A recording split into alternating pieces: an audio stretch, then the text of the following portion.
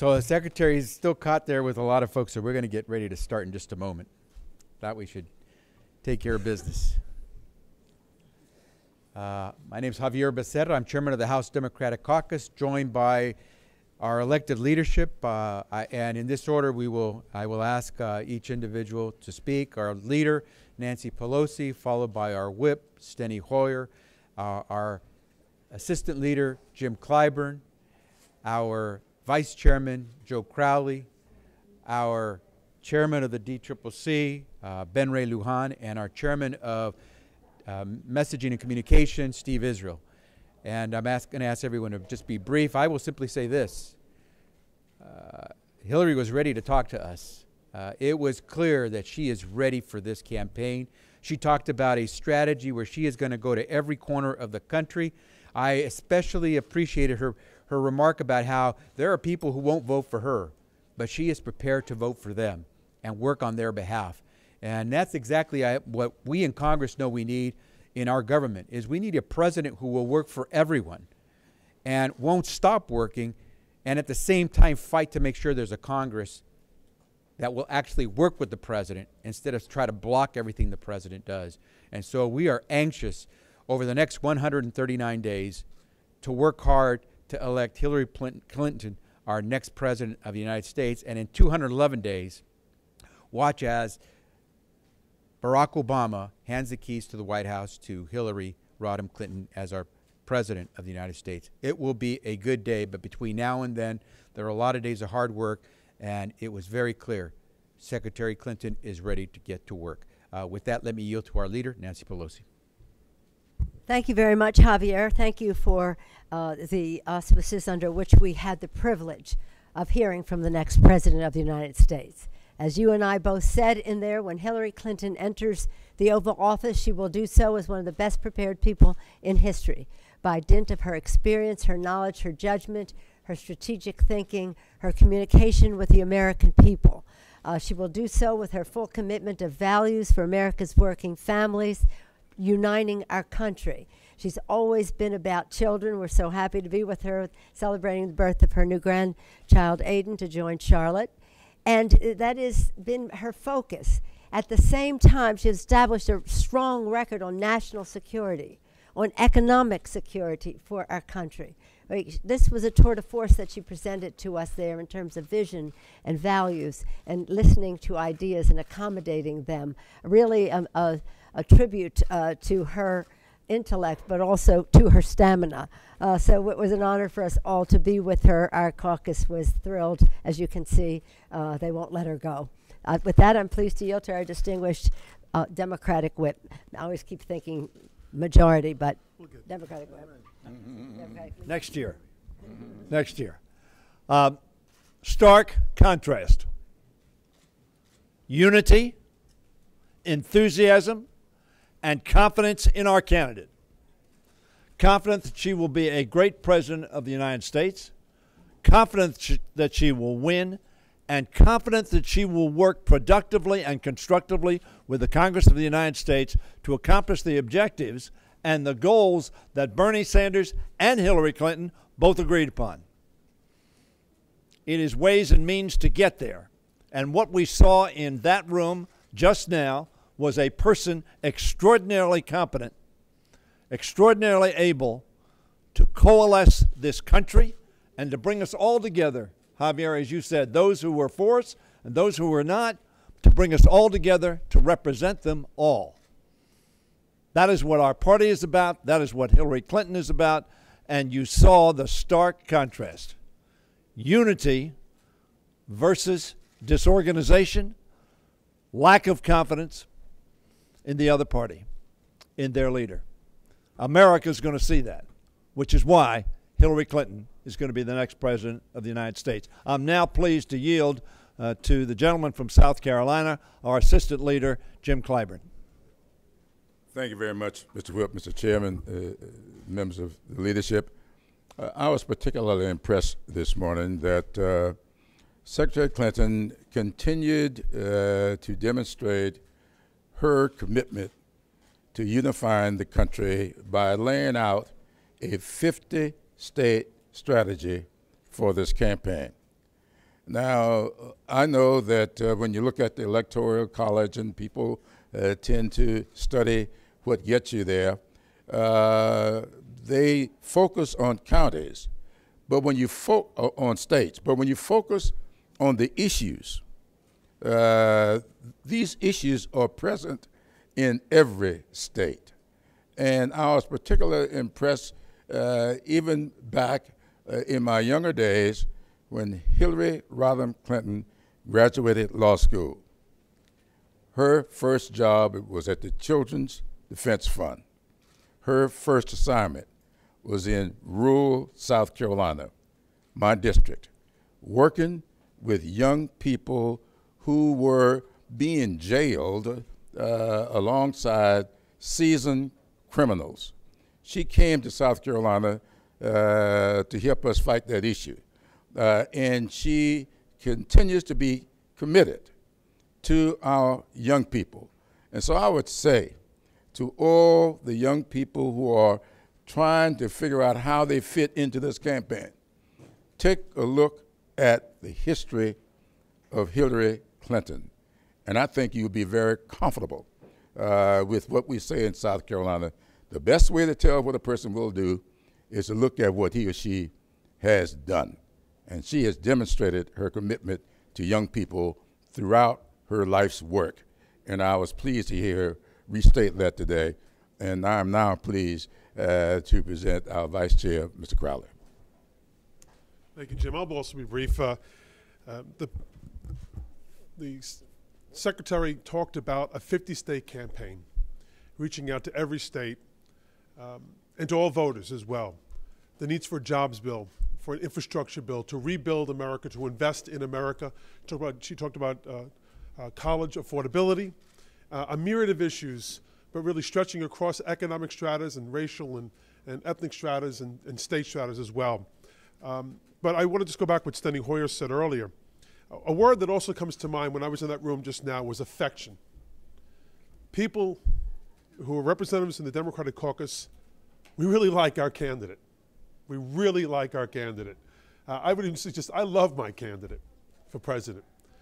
I'd love to be a fly on the wall on July 7th when their presidential candidate is in their room and see what effect they have and what affection they have for their candidate. I dare to say they probably don't have nearly the affection that we have for our president, the next president, Hillary Rodham Clinton. With that, I want to turn it over to my good friend Ben Ray Lujan, the chair of the DCCC. Thank you, Mr. Vice Chairman. Well, good morning, everybody. I think that most everything's been said already, but I'll say it again.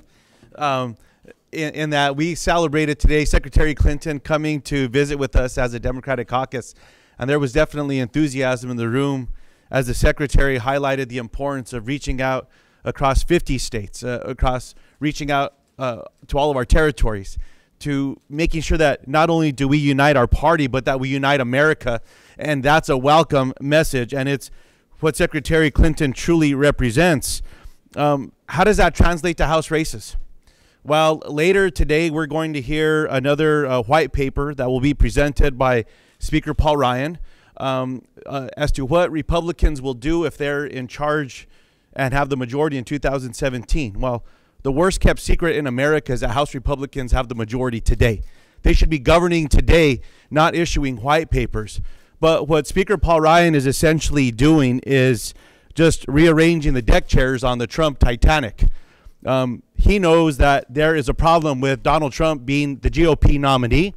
It's why Republicans say that what Donald Trump says is racist. It's why many Republicans refer to Donald Trump as a bigot. But then they say in the next few words that they're still voting for him or that they're endorsing him. It's a problem for House Republicans up and down the ballot. And just look at the problems that House Republicans are experiencing on the House floor. Rather than moving policies that will provide protections against discrimination with the LGBT community, Republicans are rolling over backwards to see what they can do to stop bills from coming to the House floor that are right out of the Trump agenda. And that's to hurt people, to stop people, to not make a difference in people's lives, and not to prevent discrimination across every spectrum as well.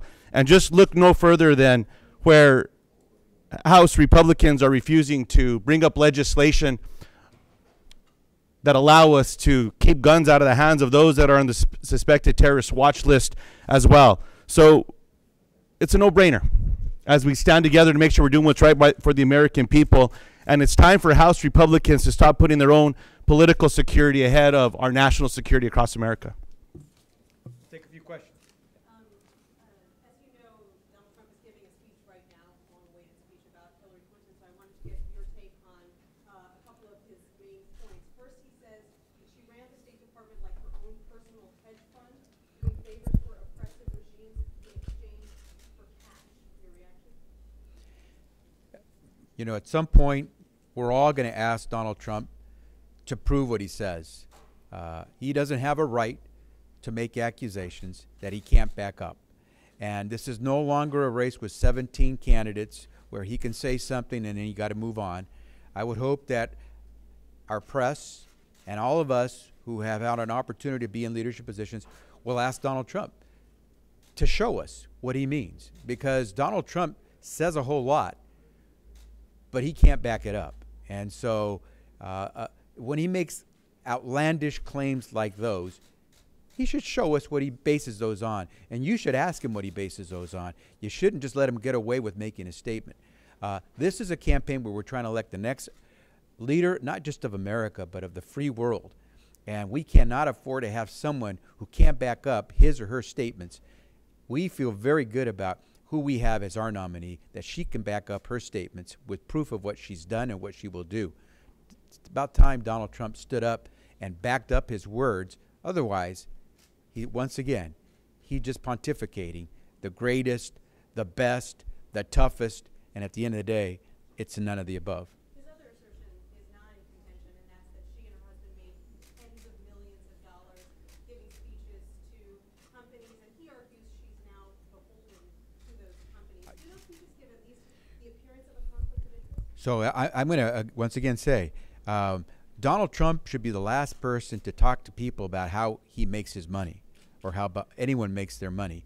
The moment that Donald Trump reveals his tax returns, which every candidate for president has done for decades, then maybe we'll listen to what Donald Trump has to say. But until then, Donald Trump is hiding something. It's hard for Americans to trust anyone on what they say about someone else's finances when he himself has been unwilling to reveal his finances.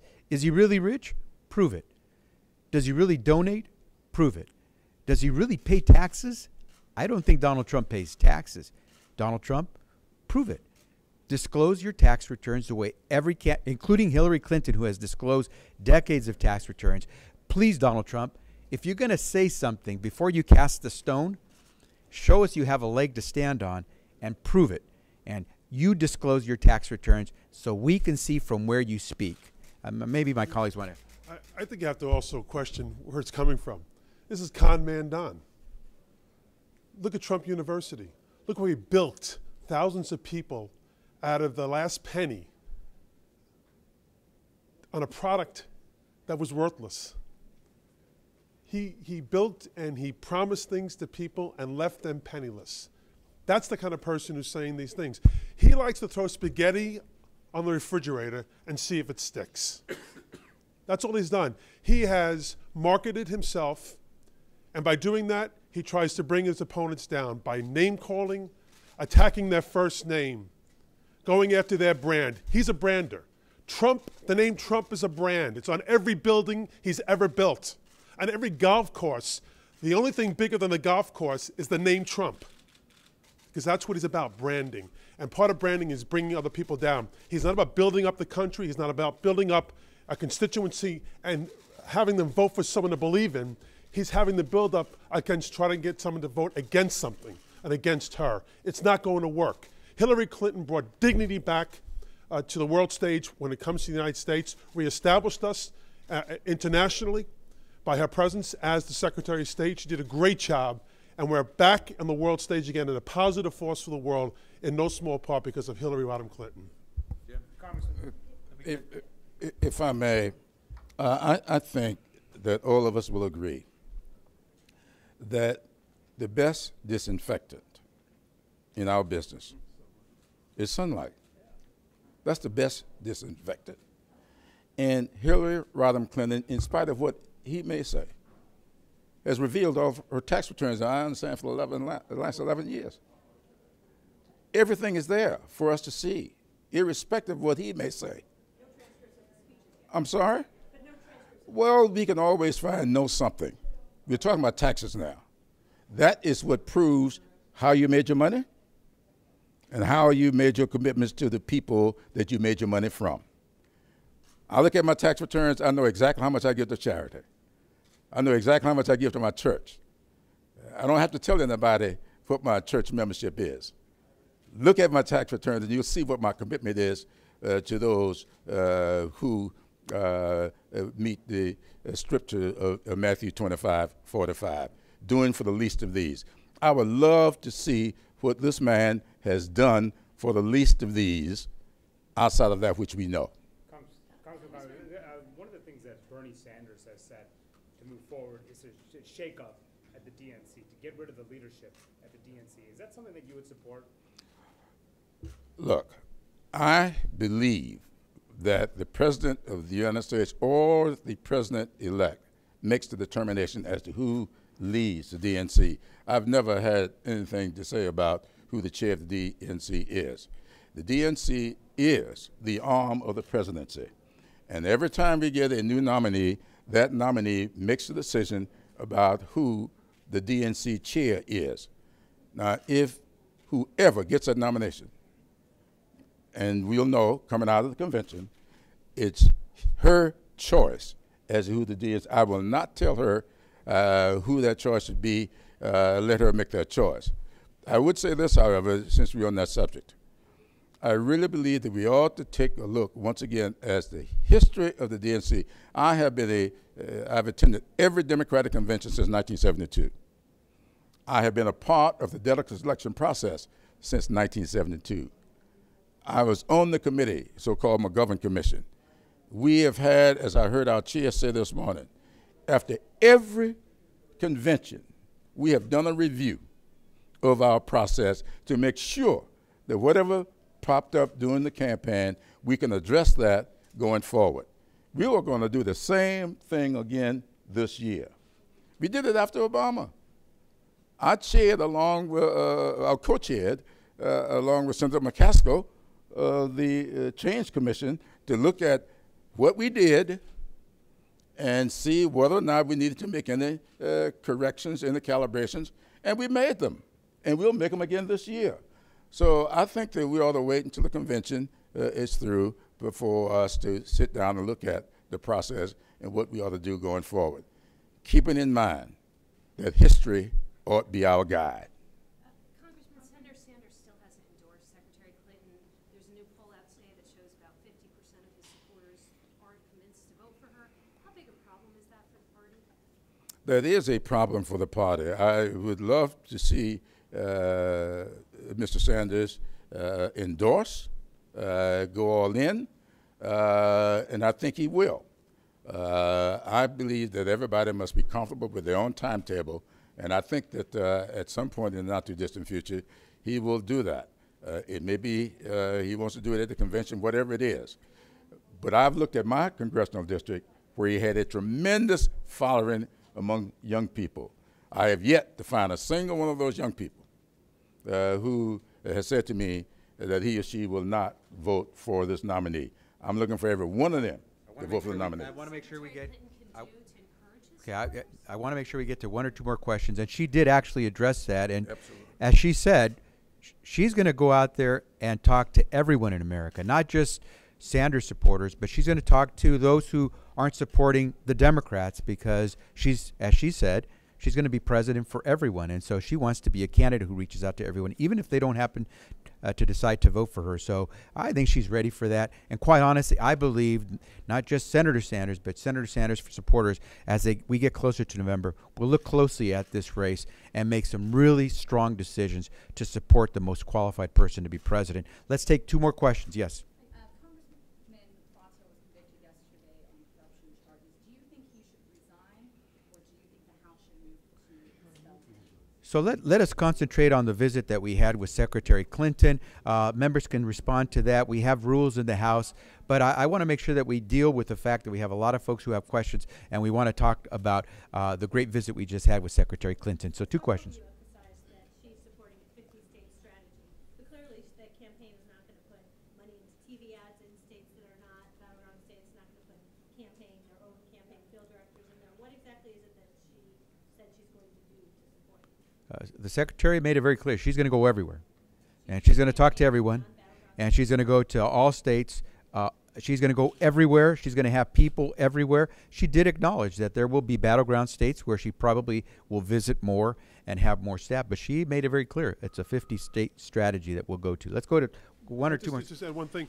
It's about the issues as well that she'll be raising. That is a 50-state strategy. That's what she's talking about. Look, you know, how many days left before the election? There's not much time to get every 50 state. states. So let's go to one more.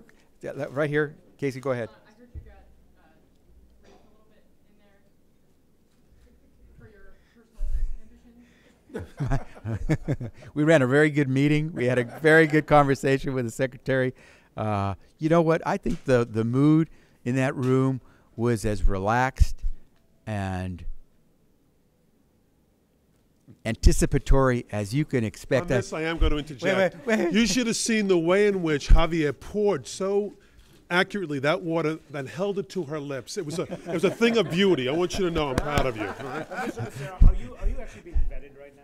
I have no knowledge of that, so the process will continue. I'm sorry. Let's go to some questions on No, this. this is a question that needs to be. Let me tell you It something. needs to be addressed. This guy is my classmate. We've been serving for 24 years together now. He is absolutely one of the stand-up kind of guy. If he's not being vetted, I hope he will be. Thank you. What do you He will. think are the qualities that her vice presidential picture? And this I'll let my colleagues respond to as well, because we're fortunate, as I think Mr. Clyburn said, we're going to have perhaps the most qualified person to be president assume the office on January 20th that we've ever seen with Hillary Rodham Clinton. And so it'll be easy to compliment someone who has done so much and really is prepared to help the American people move forward. But I think, as she has said, she's looking for someone who's ready to assume that office, not just the vice president, but God forbid something happen to the president, the presidency as well.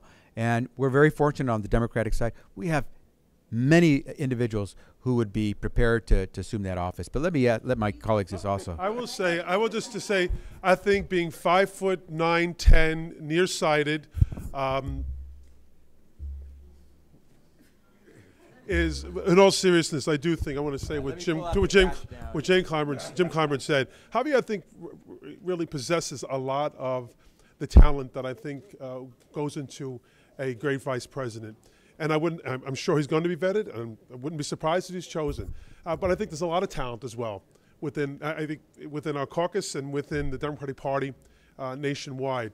So I think the pool is wide, it's big, but Xavier Becerra is certainly one of the people at the top of that list.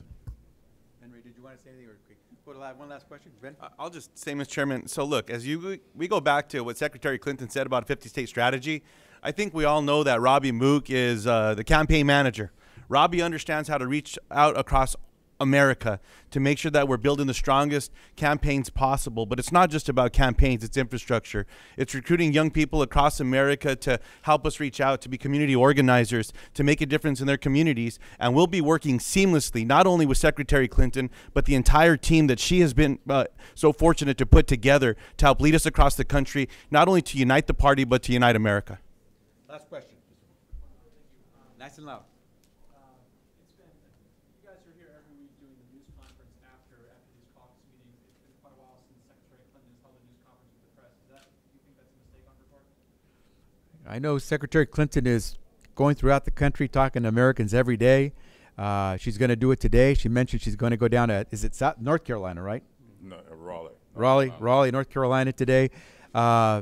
She's as busy as you can get, and we're proud that she's willing to make time to sit down, not just to talk to those in the press, but also to just average Americans.